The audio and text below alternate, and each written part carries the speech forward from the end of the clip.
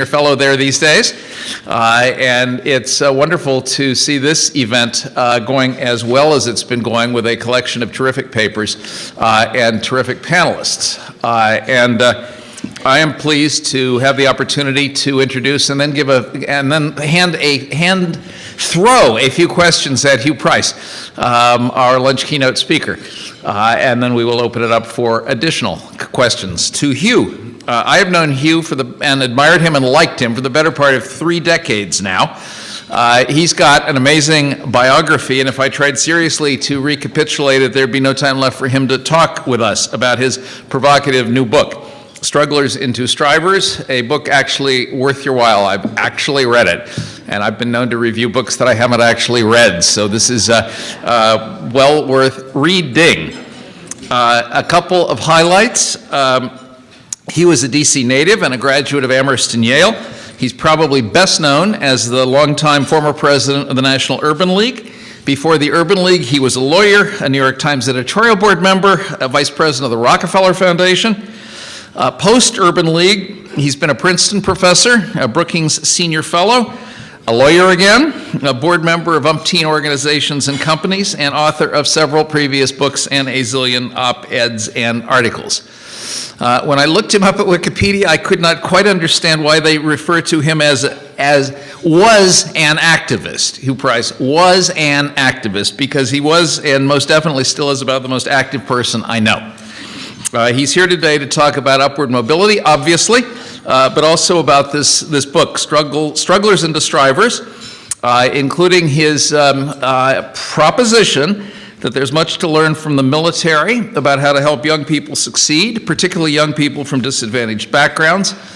We will learn something about his, I think, tantalizing proposal for a new kind of educational institution, patterned to a degree after the National Guard's Youth Challenge Program, which Hugh describes in the book as a quasi-military intervention for school dropouts. I'm full of questions about the book, and I will get to them afterwards, but please first join me in welcoming Hugh Price.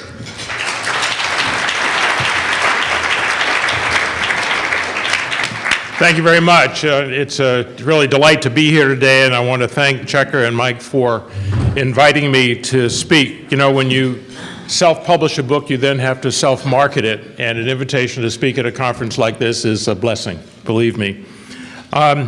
Checker and I do indeed go back quite a ways. We were talking about what it's like to be the former this and that, and someone once came up to me and said, "Didn't you used to be Hugh Price?" I said, "Yeah, once upon a time I was."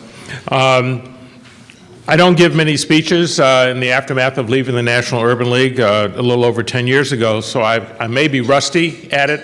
I would ask you not to do what someone once did to a speaker. It came up after the speaker was done. A member of the audience said, "I hate to tell you this, but that was the worst speech I've ever heard." Someone else who was eavesdropping came up to the speaker and said, "Don't pay her any mind. She doesn't have a mind of her own. She only repeats what other people tell her." So here we go, and be kind. 31 years ago, in other words, slightly less than 1/3 of a century ago, a panel appointed by Secretary of Education Terrell Bell issued a scathing critique of America's schools. The report, as we all know, was A Nation at Risk, and that report triggered an avalanche of reforms that engulf public schools to this day. They've been implemented from the top down, the bottom up, and in between, consecutively, concurrently, and occasionally at cross purposes. They've aimed at multiple targets and tried to solve multiple problems. We're all familiar with the buzzwords, No Child Left Behind, Common Core, high stakes tests, state takeover and mayoral control, merit pay, school choice and vouchers, charter schools, small schools, schools within schools, race to the top, whole school reform, school turnaround, just to name a few. I salute everybody who has been engaged in this struggle to improve America's schools. These are among my true heroes, the reformers, the educators, and the policymakers who've labored in the vineyards to try to solve this challenge. I think over the last 30 years, we've made heartening progress in some areas. The achievement gap between Black and Latino students on the one hand and white students on the other has closed. The high school graduation rates in this country are climbing. Yet the stark reality is that far too many children remain left behind. I struggle to remember the statistics. As I tell people of my age, I still have a photographic memory.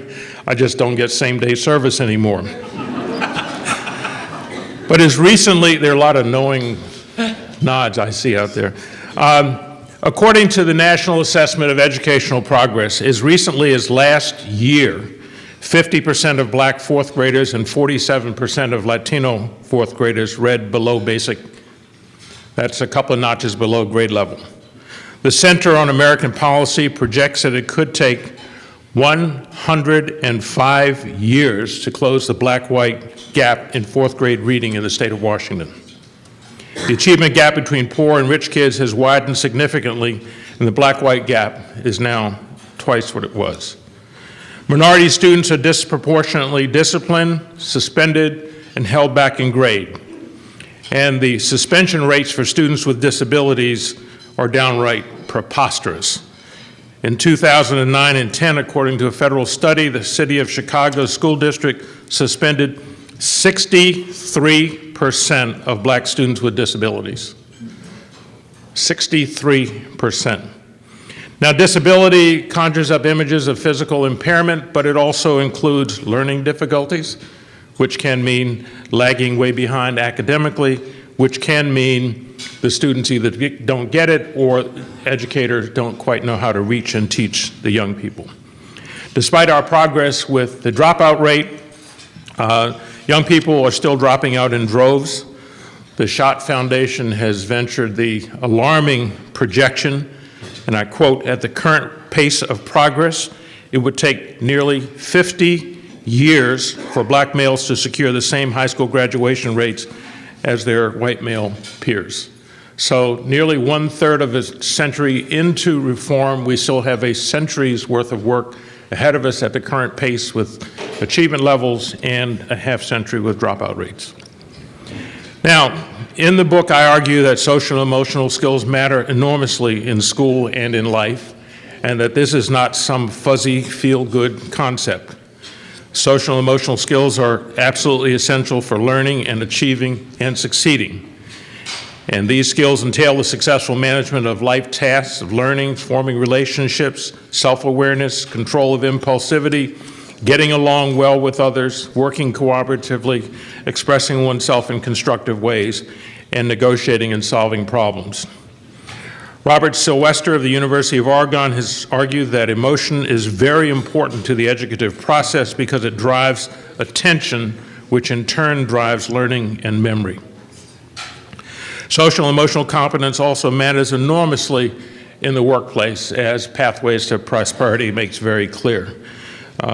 As the head of the National Urban League, we were a not trivial employer, had some 100 to 150 employees directly under me. Our affiliates were engaged in job training, and I was blessed to serve on a couple of corporate boards, which employed tens of thousands of people. I can tell you that social and emotional skills matter enormously to employers.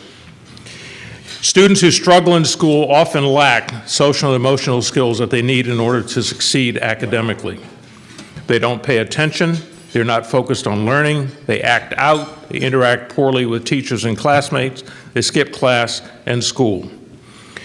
And we also know from research that low-income and minority children are more likely to exhibit academic indifference and behavioral difficulties that are associated with social and emotional weaknesses. These young people face what might be called life hazards like poverty, divorce, physical abuse, neglect, and gangs that undermine their healthy development. As Bob Balfance of Johns Hopkins reminds us, acute academic and behavioral problems do not self-correct. Children do not grow out of these problems. Instead, they increasingly disengage and eventually drop out. And the presence of high numbers of STUT students can overwhelm even the most talented and motivated teachers. I know of no school reform policy that is relevant enough or robust enough to overcome the stiff odds facing these young people. We need a new educational paradigm for these young people. Now, real-world experience and research, and particularly a meta-analysis by Joseph Durlach and colleagues at Loyola, shows that interventions focused on fortifying youngsters' social and emotional skills help to improve their academic performance in school and beyond. Yet the reality is that under relentless pressure to improve test scores, teachers and principals are neither trained nor inclined nor have the time to address students' non-academic needs. This yawning gap between education policy and classroom reality has prompted Anthony Bierk and his colleagues at the University of Chicago Consortium on Chicago School Research to call for a much more powerful model of school development, which would entail expanded learning opportunities, increased instructional time, and a strong programmatic focus on social, emotional, and physical health that's needed to impede the learning of many children. We need a new paradigm for youngsters who are chronically failing in school. Now, the interesting thing is, if I asked you which American institution embraces a robust commitment to the academic and social development of young people, the U.S. military is probably the least likely to come to mind. Yet the military enjoys a well-deserved reputation for reaching, teaching, and training young people who are rudderless and drifting through life. The military sets the pace among American institutions in advancing minorities, and it has long experience working in public schools through JROTC and the public military high schools. I've long been interested in the concept of quasi-military youth corps for young people who dropped out of school. And in fact, some of my work has helped spawn the creation of the National Guard Youth Challenge Corps. My own involvement with this issue dates back 40 years. When I was with a small urban affairs consulting firm in New Haven, we were given a grant to study the dual labor market. In other words, why are so many young black males locked out of the job market? Sheldon Danziger will remember those conversations. A number of us of a certain age will remember those conversations. It was a mirror image of the discussion in previous panels today. Now, it's my nature, once I get a sense of the statistics and the facts, to ask, okay, what are we going to do about this? I don't just like studying deeper and deeper into the data. What are we going to do? And as we were trying to imagine back in the mid-'70s what we might do, I remembered how when I was growing up here in Washington, D.C., some of my classmates, who we then rather quaintly called knuckleheads and thugs, would drop out of school, they'd disappear from sight, and I would encounter them several years later. They'd been either drafted or had volunteered for the Army. They were ramrod straight in their uniforms, and the Army had turned them around and transformed them into successfully functioning young adults. That recollection triggered the idea for us of the quasi-military youth corps. Could we try to replicate that experience in the civilian context for young people who are struggling in school?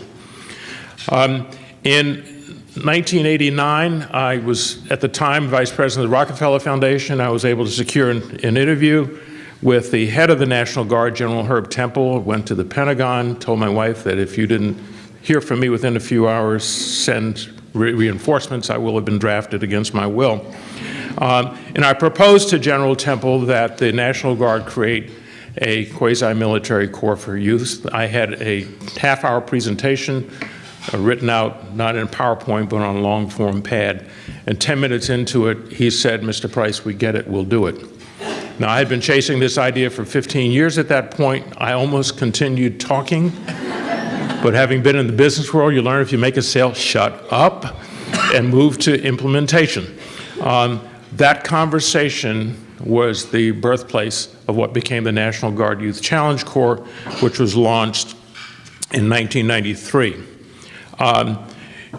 Whatever you may think of the idea as you listen to it, and if you happen to read my book, please be kind. This is my out-of-wedlock child, so remember my history with it. I also would say, in this era of social science and rigor around evaluation, you need to know that, one, I never served in the military, And so this idea was bred of observation, a very small sample of my former classmates, and of intuition that the military knew something that might be useful to know. But that conversation and that work led to the creation of the National Guard Youth Challenge Corps. It is a robust and relevant approach and a proven intervention devoted to turning around the aspirations and life prospects of school dropouts. And it is one which treats academic and social development as co-equal objectives. And it seamlessly embeds the latter, namely social development, into every facet of the program. The basic experience in the Challenge program consists of 22-week residential stint on a military base, followed by 1 year under the wing of a voluntary mentor.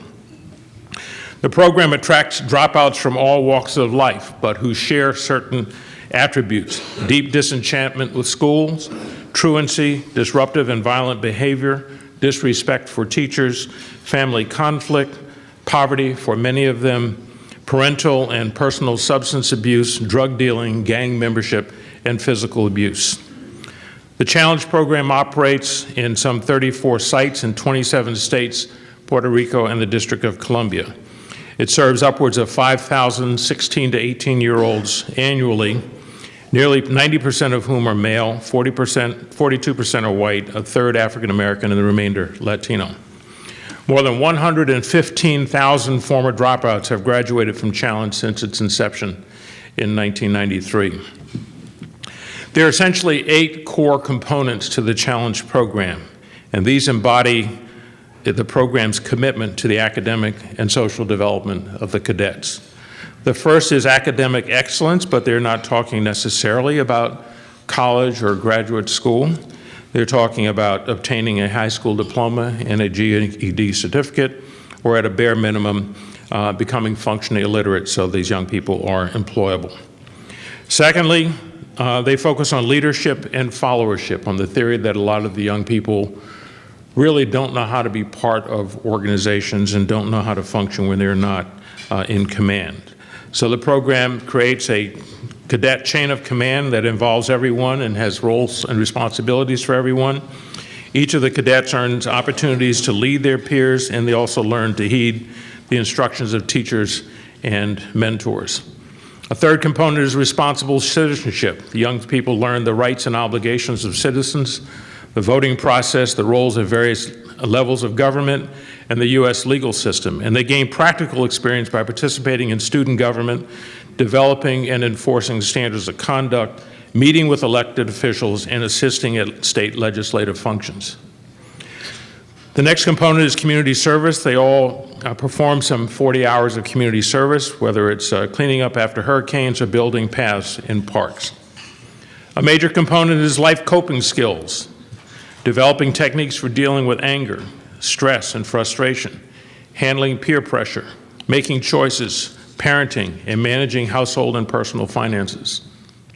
Job skills is an enormously important component, namely exploring career options, developing resumes, filling out job applications, and preparing, dressing, and sitting for job interviews. Another component is physical fitness, building team spirit, which includes improving conditioning, especially for youngsters who enter the program woefully out of shape. And the eighth component is health and hygiene, namely proper nutrition and hygiene, and especially understanding the dangers of substance abuse and sexually transmitted diseases. Now, beyond these 8 core components, there are other key attributes of social and emotional development which are reflected in the way the Challenge program and other military-based programs for adolescents that run in the schools operate. Overlaying all of this is the whole notion of educating and developing the whole adolescent. Dr. Edmund Gordon, the eminent clinical psychologist, has observed that the Challenge program takes an almost public health approach to education.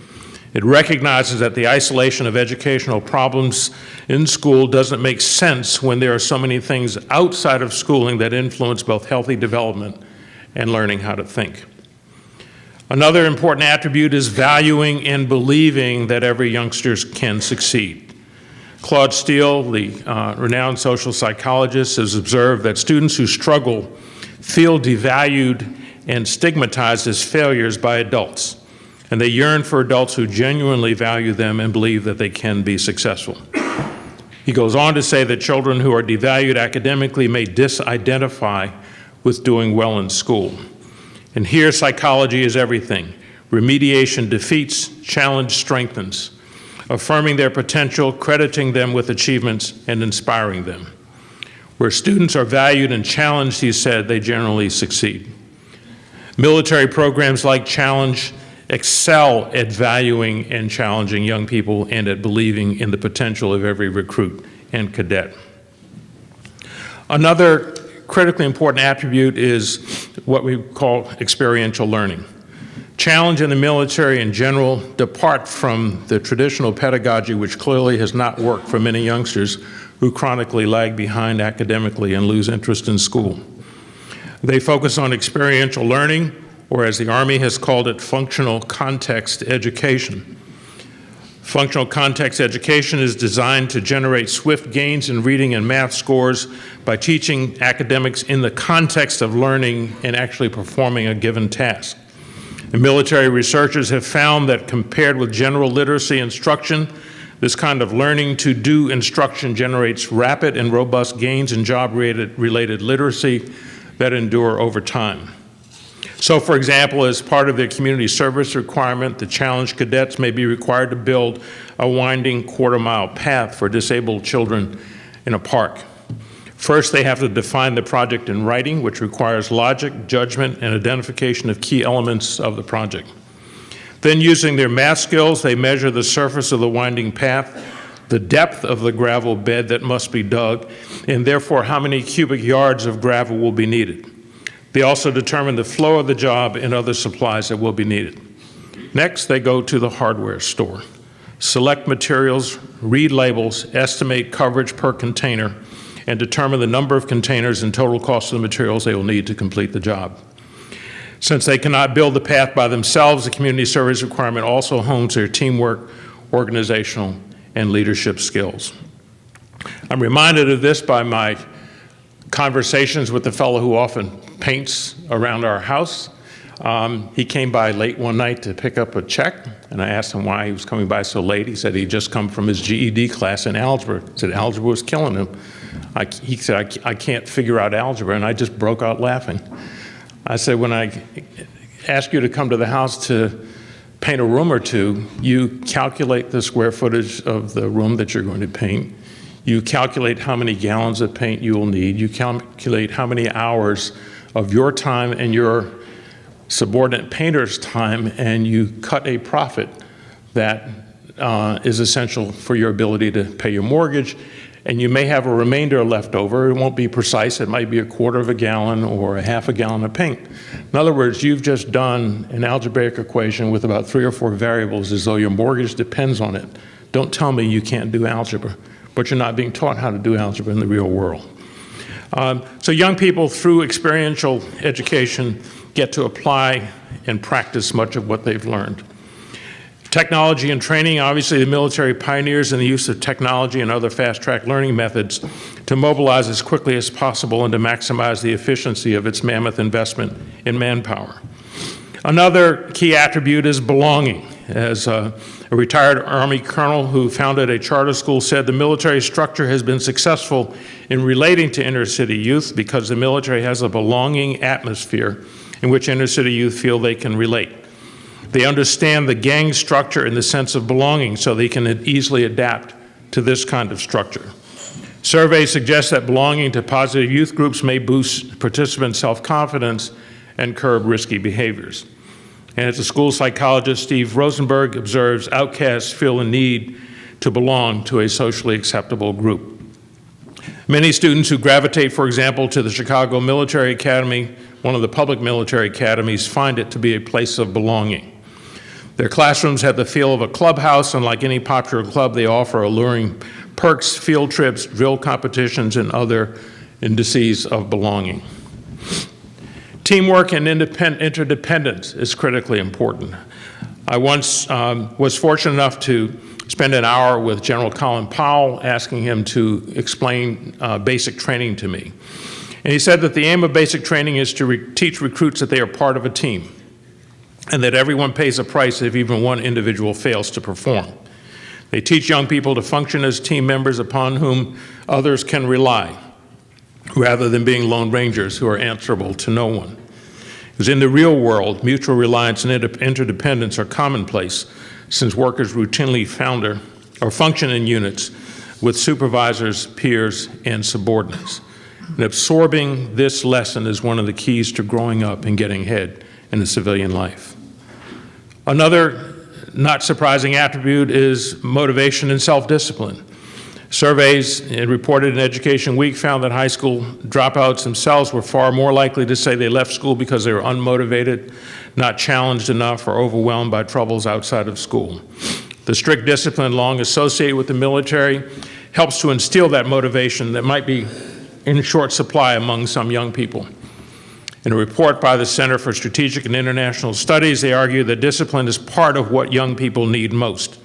It appears in many forms, whether it makes an athlete rise at dawn to train, drives a writer to spend personal time finishing a chapter, or motivates a military recruit to follow a squad leader's instructions. Self-discipline, which is a significant factor of maturity, is what allows parents who are tired from a day's work to still care for home and children, and it's what makes them go to work in the first place. Another attribute, again not surprisingly, is structure and routine. The military is renowned for these attributes, and the goal of structure and routine in Challenge and JROTC is to negate the chaotic culture of the streets. Mentoring and monitoring is yet another one. The Challenge program pays very close attention to how participants are faring personally as well as academically. And with rewards and recognition in K-12 education, a frequent practice is to recognize and reward the top achievers in any given category. Students who are struggling academically or disenchanted with school may perceive these traditional forms of recognition as hopelessly out of reach. The military is particularly adept at demonstrating to the broad swath of their charges that their contributions and accomplishments are genuinely valued. And the military long ago mastered the art of frequent recognition for virtually any contribution of value, no matter how modest. As Dan Donahue, who's truly the architect of the Challenge program, once put it, in the military, soldiers wear their importance on their shoulders and their worth on their chests. Accountability and consequences, safety and security are critically important in these programs because they help to establish an orderly climate where faculty can focus on teaching and where students need not fear for their safety. These programs have a demanding schedule, which enable students and teachers to have more time on task. Longer schedules keep young people out of harm's way for longer periods of time, and frankly, since one's talking about adolescence, helps to consume a lot of energy. And lastly, and this is one of the ones that was most interesting in the research, arguably one of the most distinctive and indispensable attributes but that in these programs, but that are least susceptible to replication in a non-military entity, is the environment, the zeal of military personnel to pursue and successfully complete whatever mission they undertake. They are deeply committed to accountability and results, setting measurable goals and definite timetables for accomplishing whatever they set out to do. And any civilian counterpart that aspires to adapt these military attributes and approaches must endeavor as well to instill this sense of mission. Now, the dual mission of academic and social development in Challenge also drives the staffing of Challenge, which is quite different from the staffing pattern of traditional schools. Yes, there are state-certified teachers and counselors, but the distinguishing feature of the Challenge program is a so-called cadre. These are military veterans, retirees, and National Guard reservists who work full-time in the program. They are civilian employees of the program, and they are considered the heart of the program. They sit in the classrooms, they patrol the corridors and the grounds. These are the adults who listen to the young people, counsel them, and guide them, and who are accessible 24/7 by cell phone or in person. They make sure the homework gets done, they correct any wayward behavior on the spot, they make sure the young people dress appropriately and tend to their personal hygiene. They also run the physical fitness components. In other words, the number and role and impact of the cadre members far exceeds that of the undermanned and overwhelmed counselors who are in many of our traditional schools. Now, we are in an era where evidence matters, and Challenge has undergone a rigorous random assignment evaluation by MDRC, which provides convincing evidence that the program works and that the impacts have staying power. MDRC did several reports. The last one was basically 2 years after the young people graduated. I wish that they had the capacity to continue on with the evaluation as was done with the career academies, but nevertheless they found that 2 years after the young people had graduated, the cadets were more likely than the controls, much more likely than the controls, to have obtained diplomas or GED certificates by a factor of 72% versus 55%. That is a very sizable margin in the scheme of things. Now, I know there are some debates over the value of the GED, but I did, in my research, come across a study which suggests that GED recipients achieve more than dropouts, that this can serve as a passport to continued education and training, that compared to dropouts, they had higher self-esteem and satisfaction with their lives, and that GED recipients had a greater likelihood of encouraging their own children to complete high school. Those are not shabby outcomes, given our conversation today. Cadets who graduated from the program are more likely to receive vocational training, earn college credits, or enroll in college. 58% held jobs as opposed to 51% of the controls. The cadets averaged 20% more in earnings annually. Interestingly enough, there were no significant differences in criminal activity, civic engagement, or personal health, but there are promising indications from some sites that participation in Challenge may help to curb teen pregnancy. Building on the MDRC results, RAND conducted a cost-benefit analysis, and it's unusual to have this sort of double-barreled evidence from an intervention. And RAND concluded that Challenge pays a tangible dividend to society. Challenge program generates $2.66 in benefits for every dollar spent on the program, and the estimated return on investment, i.e. net benefits divided by costs, in the Challenge program is 166%. RAND went on to say that they think the payoff could actually be greater because the benefits of higher educational attainment for the cadets and for society at large were not fully captured by the MDRC evaluation.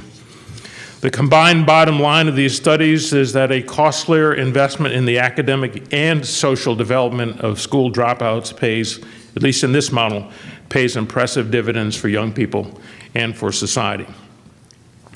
MDRC also conducted a survey of some of the Challenge graduates. They found that, like other young people their age, they labored to obtain and maintain their footing in the job market, which had been ravaged by the Great Recession. Keep in mind, the young people who were studied in this program, the final interview was conducted around 2008, 2009, so they emerged from the program into the teeth of this horrific recession and all of the changes, adverse changes in the labor market for young people. Nevertheless, the young people who were interviewed by MDRC recounted how the Challenge experience had resulted in profound changes in their attitudes, expectations, and self-confidence, enabling them to break bad habits, understand the consequences of actions they might have taken impulsively in the past, and focused attention on what they needed to do in order to succeed in the future. In other words, MDRC said the most salient takeaway was the graduates' descriptions of their own attitudinal development, i.e. their social and emotional maturity. So I believe that Challenge demonstrates the value of inventing and investing in a new educational paradigm for deeply disengaged young people who are ill-served by public schools as we know them. And therefore, I can envision, just to be thought-provoking, the creation of public schools that are devoted explicitly, not tangentially or peripherally, but explicitly to the academic and social development of youngsters who are struggling.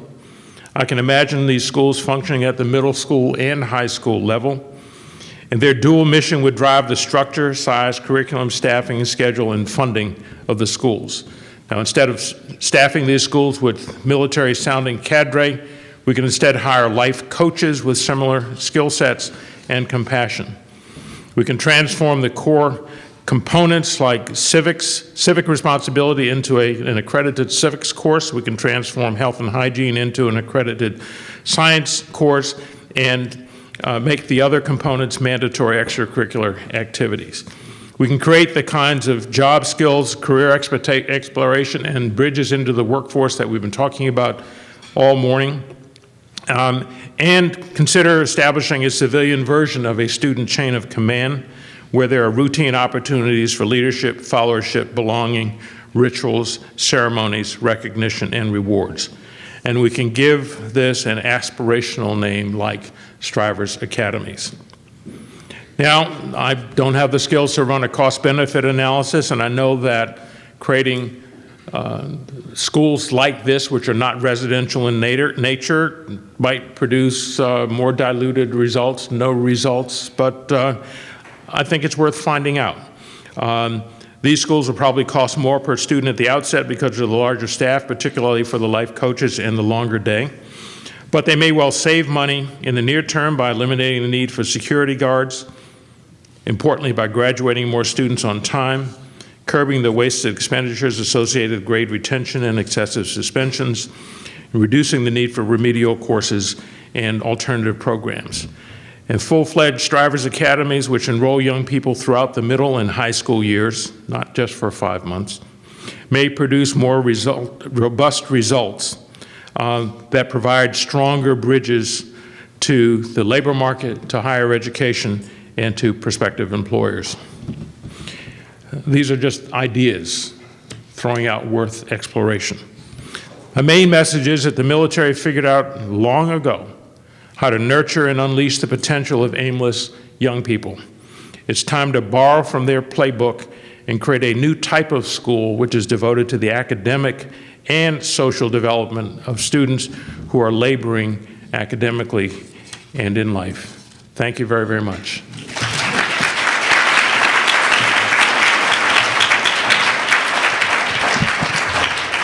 Stay there if you'd like. Okay. I've got a few questions, then we'll try to open it up. Thanks, first of all. That fascinating both about the Challenge Program and about the Academies idea. I want to understand how the Academies idea, as you're picturing it, is different from the high-touch, wraparound, paternalistic charter schools that we associate with things like, I don't know, KIPP and Amistad, and maybe what Eva Moskowitz is all about in New York. I guess I'd start by, I should know more, I'd start by asking whether those schools select for the kinds of kids that I'm talking about in this book, as opposed to opt not to select them. Number two, they don't select. They are right. Typical charter schools, right. Open so enrollment. They're open enrollment. Secondly, the young people who seek admission in those schools may have more parental support than the young people that I'm talking about. And thirdly, I don't know that they have the staff complement and the degree of investment in emotional and social development that I think is necessary for the young people who are on the precipice. And fourth, I guess most of them are elementary and middle schools, whereas Yeah. you're talking about middle and high schools, if I'm hearing you correctly. Isn't the residential component really important in the Challenge Program? Is giving it up? I'm sorry. The residential aspect. Is giving it up something that's going to work? You said you don't know, but what do you think? We have to try it to find out. There's an argument that it is essence of the deal, but it's also not realistic on a massive scale. And my argument is that let's find out whether a rigorous 6.5-day non-residential school with the cadre of life coaches that we need and the connections to the labor force and experiential learning might not make a difference for some proportion of the young people who are otherwise at great risk. I don't know the answer to that. I think, just as I said to the general, let's find out whether what you know could work. I think it'd be fascinating to set up some pilot schools, and I don't envision just doing those from ASCA. I think let's set up some pilot schools, do some serious evaluation of it, and find out whether it makes a difference. You did just say 6.5 days, didn't you? Or 6. Okay, so we're talking Long days. long days, Long days. and almost the whole week. Yeah. Okay. Keep them out of harm's way. Keep them out of harm's way. No, I understand that, and I agree with it. who would set them up? Districts, states, CMOs, private organizations? What's the vehicle here? All of the above. In the book, there's a chapter on from idea to implementation, in which I just try to imagine several scenarios. One scenario is that there could be an intermediary organization that's created to provide expertise, materials, and certification to local groups that want to create schools like these. Secondly, I can imagine the equivalent of a charter management organization that's devoted to creating and running these kinds of schools around the country. It's conceivable that just as local school districts created public military academies, that they could take the initiative to create these kinds of schools, and or states and governors could take the initiative. It seems to me that a true education governor who's deeply concerned about these kids and the inability of school districts to reach them might say, we will try to relieve you of responsibility for trying to figure this out, and we'll create a special purpose district that consists of academies like this that are available to young people in your district or in your region. Now we're going to fund them, but we will relieve you of having to worry about this issue. And I can imagine a governor turning to the head of the National Guard in his or her state that has a challenge unit and asking the Guard to partner in the creation and operation of the school. So I think they're just thinking out loud in the book, if you can think out loud in print. I tried to imagine several scenarios. There may be others. You described in the book something that sounded a little bit like the recovery school districts that we're seeing in a few states. Yeah, I think states can be quite inventive in this regard, and I think the creation of a special purpose district that does not necessarily involve taking over the public schools and trying to convert them, but instead creating new forms of schools that are under the supervision of the state but administered, that have a different purpose and are administered directly by the state may be worth considering. It's a scenario I can imagine. You alluded a couple of times both to public military schools, which is something I know almost nothing about, and also junior ROTC in high schools. Why aren't those, or a replication or expansion of those, equivalent to what you're proposing? Well, JROTC is essentially an extracurricular program. Not a full-blown school. I think one could grow out of or expand off of the JROTC base, but it is not now a full-blown school. The public military academies are very interesting. There's some around the country. Chicago probably has the most. I think they have 5 or 6, and they're having a very interesting experience with those. Some others, cities like Philadelphia and elsewhere. There aren't a lot of them, but I think they are a base. But as they will tell you, when you look at the admissions criteria, they're not necessarily fishing for the kids who are struggling the most. They aim for some of them consider themselves as college prep schools, which is fine, but they look for young people who may not present the kinds of academic and social challenges that I envision that these schools ought to deal with, although there's a smattering of kids who have present those challenges in the schools. So they're in the vicinity of the idea that I have in mind and could be a base from which to build. Looking around the room at a couple of editors of education next, I think we need an article on public military academies. To the best of my knowledge, nothing has been written on this topic, and I think it'd be really interesting to see some of them profiled and learn a little bit more about them. One more question from me, and then let's open it up. You're pretty clear in the book that you're not talking about college preparatory education in particular, that you're more looking towards something like a GED as the final credential for the kids you're talking about and the schools that you're describing. Am I getting this right? Well, I think that's a slightly narrower interpretation of the book. I'm talking about getting kids who are not in the game into the game. Where they go once their heads are screwed back on straight and they're provided the support and pointed in the right direction is, we will see. These schools, as is the case with Challenge, they offer high school diplomas, which can lead to a variety of various forms of secondary education. For those who aren't up to a high school diploma, they offer the GED, which can lead to a variety of forms. So these are not college prep schools per se, and it's kind of difficult to talk about that given the circumstances where the kids are, but it certainly is an aspiration. And so there's no ceiling put on what the kids can accomplish, but the key is to get them back in the game. They are headed in the wrong direction now. Okay, let's open it up. Are there mics wandering the room? Michelle has got one, I see. Who's got a couple questions right there at the middle of the room? Thank you. Don't know if you mentioned it. Who are you? I'm Alan Gutman from the Source for Learning. Don't know if you mentioned it, but do you have numbers or percentages of the students that go on either to enlist in the National Guard or other military? I don't have them off the top of my head. It is not a huge number, and the Guard does not view this as a recruitment vehicle necessarily, although they're not unhappy if young people do go on, and there is no requirement to serve. But the MDRC studies would have more data on that. It's not a startling number. Identify yourself, Chris. Hi, I'm Chris Tassoni with the Maya Angelou Schools, formerly of the Fordham Institute. I used to work for Checker. At Maya, we actually have a model that's very similar to what you described for this driver's model. We invest very heavily in socio-emotional learning. I'm curious, we've had to raise private dollars for that. This is our first year of getting even modest funding for that from the district. What have you seen as the best vehicles for making arguments to policymakers that funding for SEL is valuable and produces results? Well, I think first we have to marshal the evidence, and I think that while it doesn't necessarily apply directly to the schools I envision, the evidence from Challenge is part of the argument.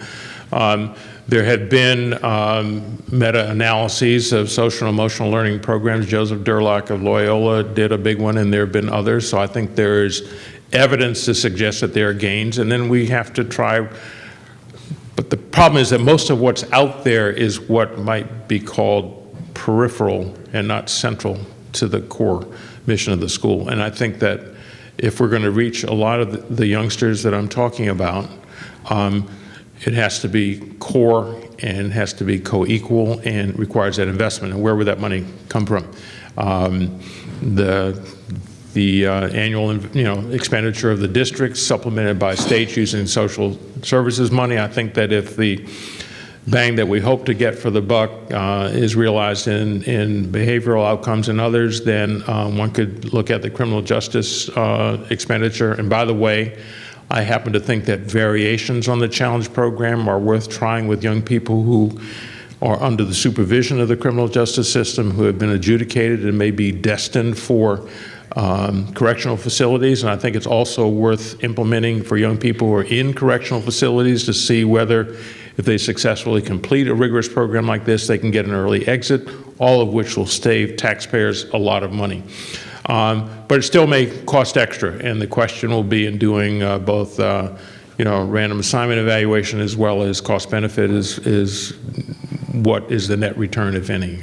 I don't have the answer to that, especially since we're not talking about residential. But just as, and I will only say I am old enough to go back to an era where there was no evidence, there was no experience, there was only intuition, and well, lo and behold, look what happened. I think we ought to keep trying some stuff, because otherwise the pace of progress is just we're just gonna trundle along. It's just not acceptable. I don't have a better answer to you than that.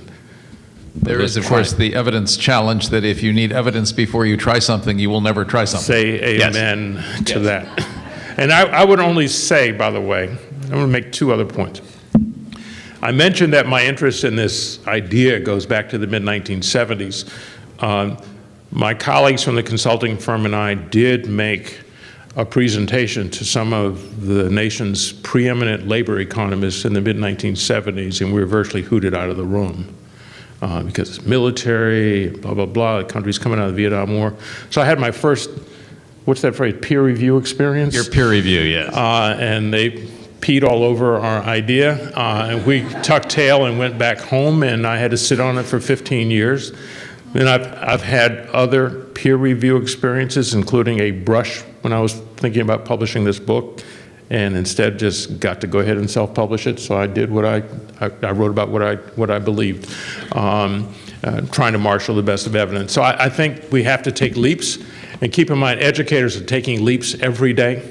based on their observation, their intuition, and their interaction with kids. And I think we've got to take some conceptual leaps and then measure them. Maybe say one other thing. You mentioned Maya Angelou. This has got nothing to do with, well, it's tangentially related. When I was the head of the National Urban League, I got to spend a night in her home, just her and me. There's nothing going on. But we were trying to get her deeply involved in our campaign for African American achievement, and I was hoping that she might be one of the, public faces of the campaign. And you can only imagine what one-on-one a dinner is like in her home and one-on-one breakfast is like with Maya Angelou. And at one point, we got to talking about reading and learning, and she said when she was growing up on her grandparents' farm, I think it was in Arkansas, she would go to their little store, little general store, and pull down a can of Boston baked beans. And she'd look at the can and she said, I know what baked beans are, but I don't know what Boston is. So she'd go to the library to learn up on Boston. She'd pull down a can of tuna fish, and she'd see that it was processed in Monterey. She said, I know what tuna fish is, but I didn't know what Monterey was. So she'd go down to the library and learn about Monterey. This was experiential learning in another form. So now nobody else will have this experience because she's departed these shores, but that was one of the most memorable 24 hours in my life. Thank you. Yes, sir. Good afternoon. My name's Rich Long, and I work with Literate Nation. A couple of observations and a question. Mostly the question, please. Well, first off, I had a son who went through basic training, and I can tell you he went in an angry adolescent, and within one day, his parents were his best friends. As I say, I rest my case. I don't need to go in. Two, he did go to the Air Force Academy, and one of the things also about the military model of education is how they work with the teachers. Yes. That is much more involved than how we support civilian teachers, Yes. which is a really important component to the cultural aspect. In fact, that in the military mindset, 10 to 20% of a professional career is in training, not the way we do it. Mm-hmm. My question is this. In looking at different models that are similar and alike, did you look at the stuff that came out of the Manpower Training Act of the 70s and early 80s in terms of cost effectiveness and things that were similar and yet different? And then was there anything in the Civilian Conservation Corps where you had the residential treatment component and the emotional support that was incidental that supports your thesis? I was actually going to ask about Job Corps and whether there are any similarities there. I think there are similarities. I will confess that maybe it's because it's my out-of-wedlock child. I was obsessed with challenge, and but I would also hasten to add I could not have written this book but for the MDRC studies. So I thought that there was a powerful intervention there, substantiated by compelling random assignment evidence, and buttressed by a cost-benefit analysis by RAND. So I stayed on that course as opposed to venturing too far off the course. I did look at what some of the learnings from JROTC might be, and also from the public military academies, but there haven't been any rigorous evaluation of those. So I was drawn to the vehicles where there was the most evidence and where the intervention was most germane.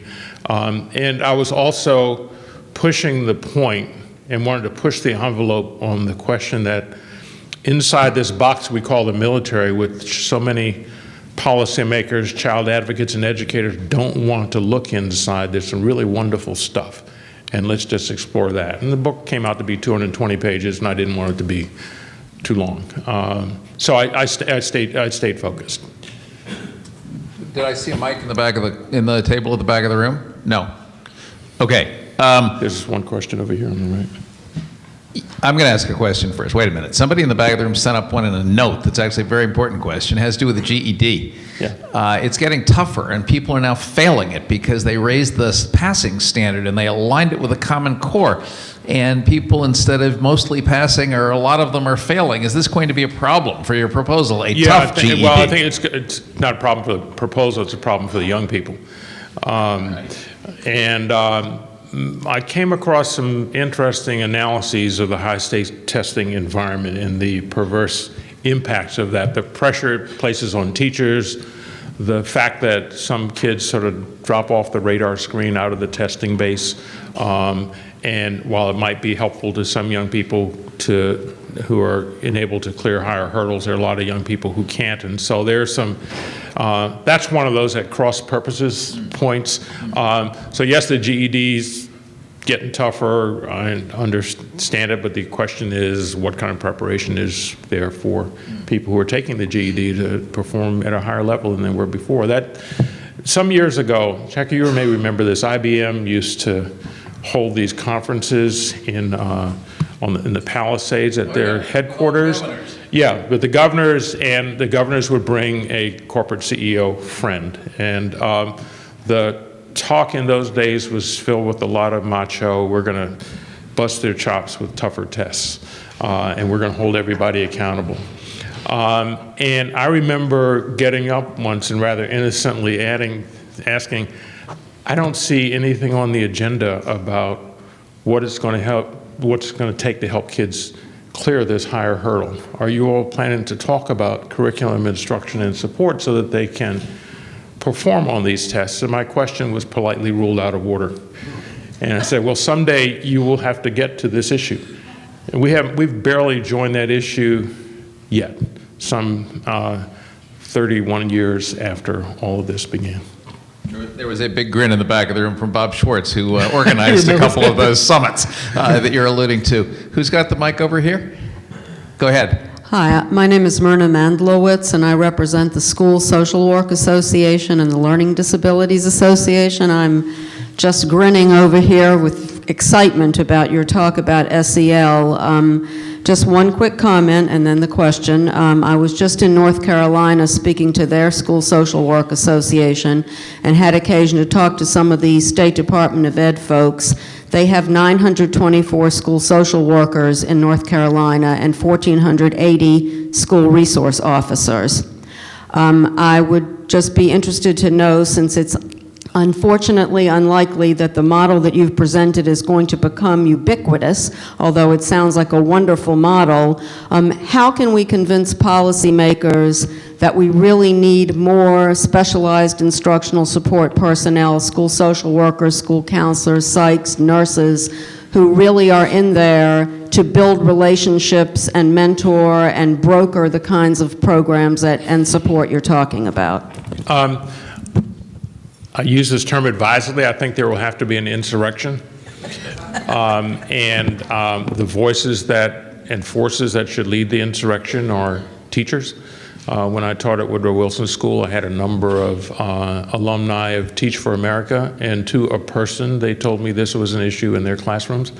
The surveys of teachers indicate that this is a problem in their classrooms, so I think the teachers' unions and teachers individually need to speak out powerfully on this. Principals need to speak on it, and frankly, and it reminds me of an article I'd like to write that's a knockoff of this, parents need to weigh in as taxpayers and consumers. So this is not going to happen overnight. There may be an enlightened governor here,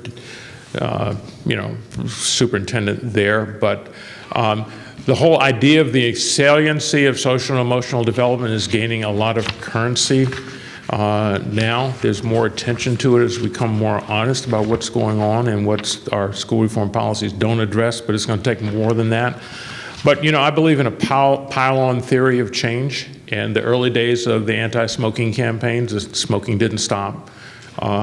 We're seeing more and more evidence and people beginning to understand about climate change, et cetera, et cetera. So I think it's going to take some time, but as people get it and more voices weigh in and more people, educators on the ground and parents of the young people weigh in, there's hope that there may be breakthroughs. But it's going to have to be a kind of viral phenomenon. That is a pretty good note on which to end. Hugh's comment about the need for an insurrection helped me, redoubled my conviction that Wikipedia was wrong to refer to him as an activist in the past tense. Congratulations, thank you, and why don't you join me in thanking Hugh? Thank you.